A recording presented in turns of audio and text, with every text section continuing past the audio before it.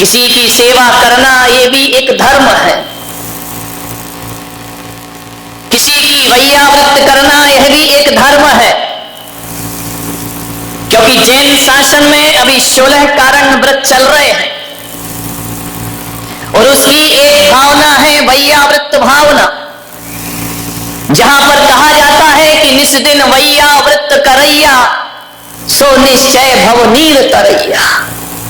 जैन दर्शन कहता है जो सेवा का मार्ग अपनाता है, जो परोपकार का मार्ग अपनाता है, परस्पर ग्रहो जीवानाम का सूत्र सार्थक करता है, वह निश्चय से एक दिन निर्वाण को प्राप्त कर लिया करता है। अरे थाली भर भर के भगवान को अर्घ चढ़ाने वालों, किसी भूखे गरीब की झोपड़ी में एक थाली भोजन भी पहुंचा दिया करो, ध्यान रखिए। अरे माथे पर चंदन का तिलक खींचने वालों, किसी के जख्मों पे मलहम भी लगा दिया करो। और मैं विश्वास दिलाता हूं कि मंदिर का चंदन वो शीतलता नहीं दिला पाएगा जो किसी की जख्म पे मलहम लगाओगे तो शीतलता की प्राप्ति जीवन में हो जाएगी, ध्यान रखना। गमों की आग पे आंसू उबाल कर देखो, गमों की आग पे आंसू उबाल कर देखो, बनेंगे रंग किसी पर भी डाल कर देखो, और तुम्हारे दिल की चुभन जरूर कम होगी। किसी के पांव से कांटा निकाल कर देखो, किसी के पांव से कांटा निकाल कर देखो, किसी की पीड़ा को हरने का प्रयास करिए।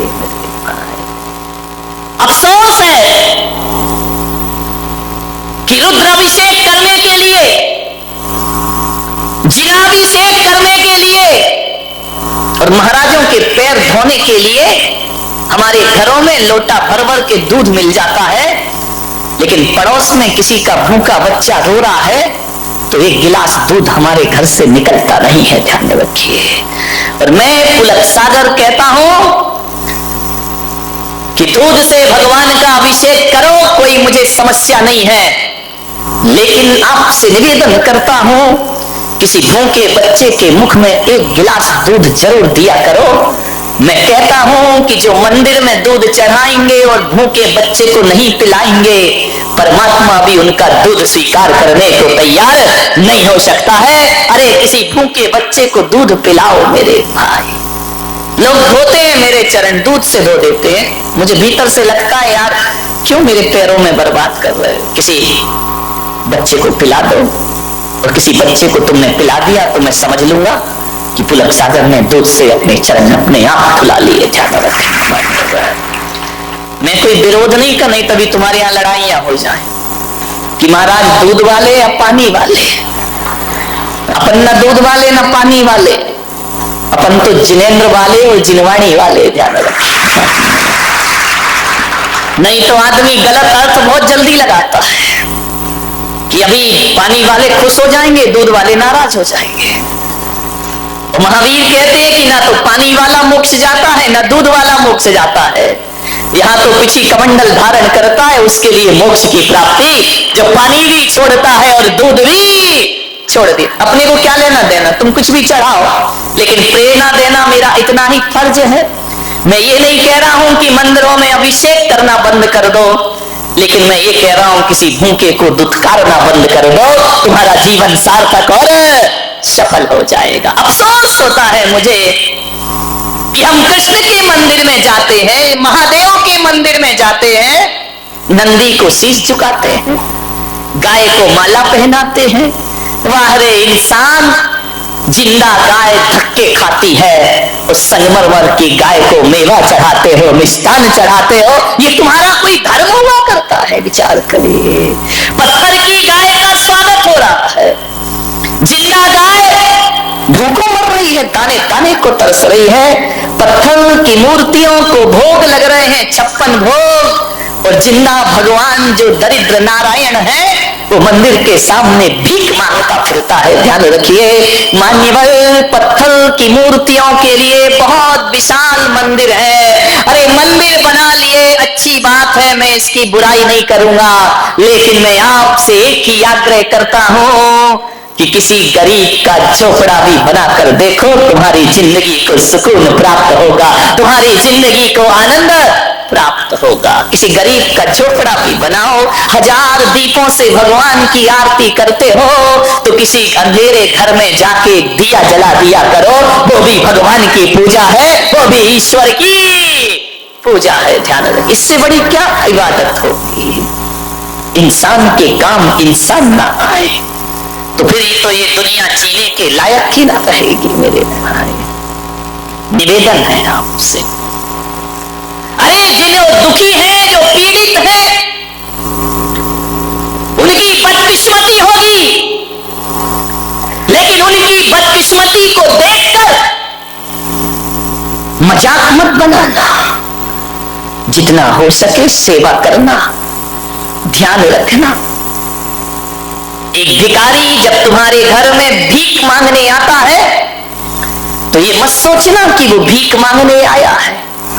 इस देश के त्रिवल्लुवर आचार्य ने लिखा है कि कोई भिखारी यदि तुम्हारे घर भीख मांगने आए तो ये मत समझना कि भिखारी भीख मांगने आया है। वो भिखारी भीख मांगने नहीं आया, वो तुम्हें सीख देने के लिए आया है।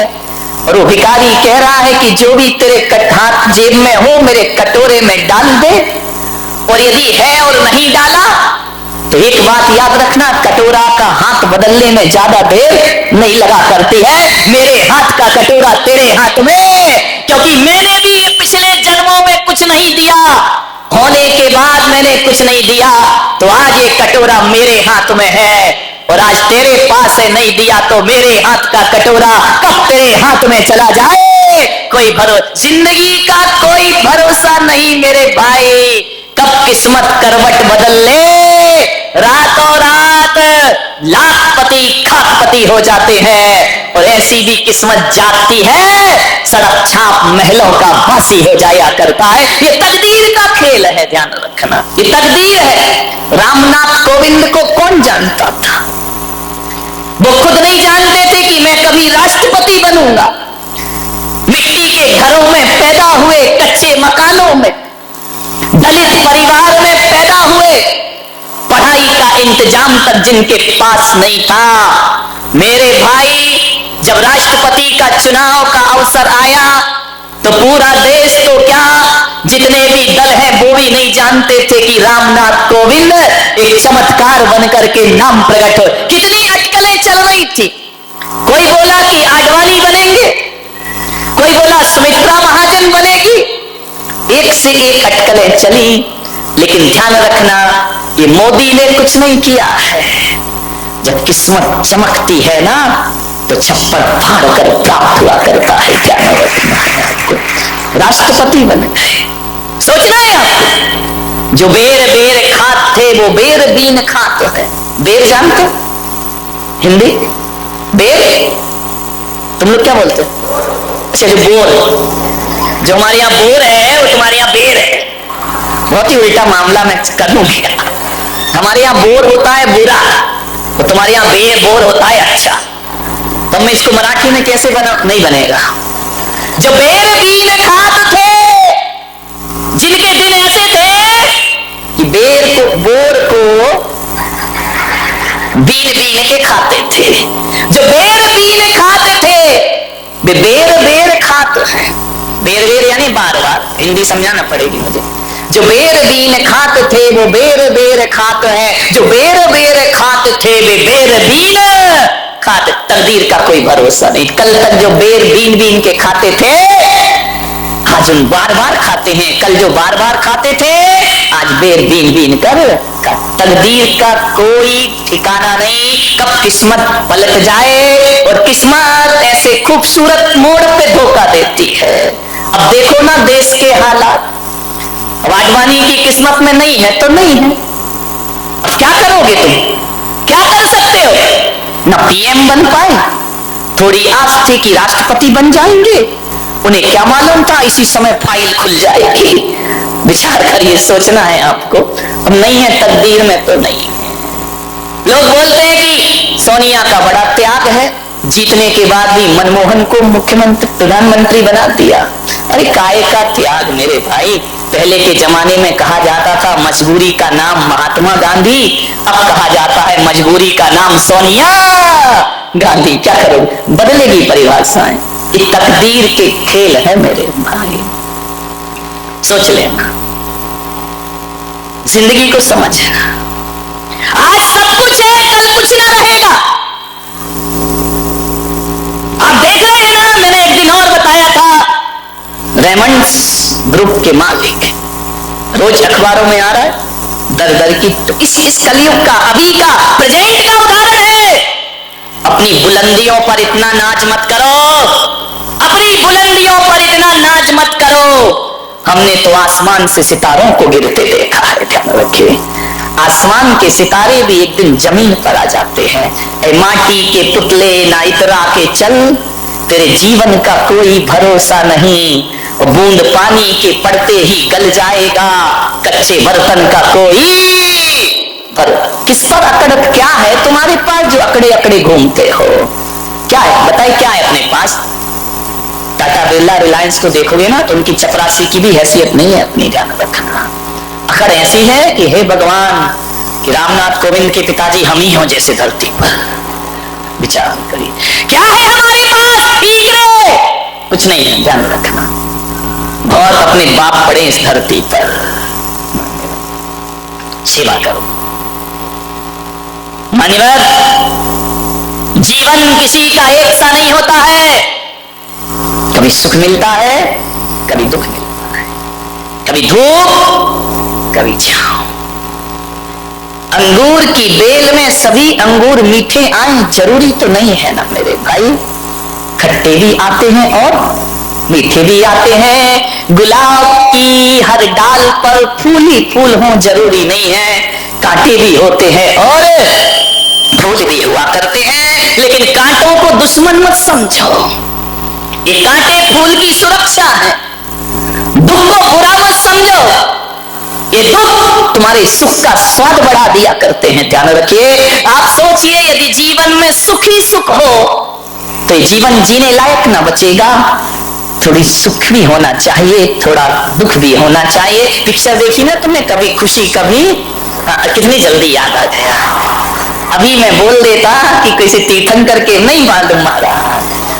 विचार कर, जीवन में कभी खुशी मिलेगी, कभी गम मिलेगा। एक साथ जीवन किसी का नहीं होता है, ध्यान रखना। उतार चढ़ाव जिंदगी में आएंगे। एक सा जीवन तो सूरज का नहीं होता। आकाश में सुबह का सूरज कुछ होता है, दोपहर का सूरज कुछ होता है और सांझ का सूरज कुछ और हो जाता। फिर हमारा जीवन एक सा क्यों रहेगा? संसार में आज तक ऐसा कोई प्राणी पैदा नहीं हुआ होगा जिसके जीवन में सुखी सुखों कभी दुख ना आया हो, और ऐसा भी कोई पापी पैदा नहीं हुआ होगा कि जिसके जीवन में दुखी दुखों कभी सुख ना आए हो। ध्यान रखना, राम महापुरुषों के जीवन में भी दुख आते हैं, उनके जीवन में भी सुख आते हैं, ध्यान रखना। राम कहां पैदा हुए? राजा के घर में। सीता कहां पैदा हुई? राजा जनक के घर में, मिथिला में राजकुमारी बनकर पैदा हुई और वनवासी बनकर जिंदगी गुजार दी उसने। मान्यवर, आप सोचिए, महिलाओं से मेरा निवेदन है कि सीता के विवाह के बाद उस बेटी को क्या सुख मिला है? विचार करो। तुमको तो मिल रहे हैं ना सुख, इतनी डेंजरस सास तो नहीं है ना, और तुम्हारी तो एक ही है, उन्हें तो तीन तीन को झेला है मेरे भाई, ध्यान रखिए।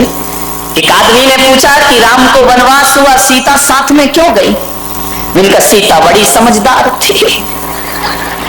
बोले क्या समझदारी? मैंने कहा ये समझदारी कि सीता ने दिमाग लगाया होगा कि यार तीन तीन सास के साथ रहने से तो एक जंगल ही अच्छा है। कौन इन तीन तीन के साथ माथा फोड़ी करेगा? जंगल में जिंदगी, यहाँ तो एक से नहीं बन रही है, एक ही कौन बोला तीन के बराबर है महाराज। विचार करना है आपको।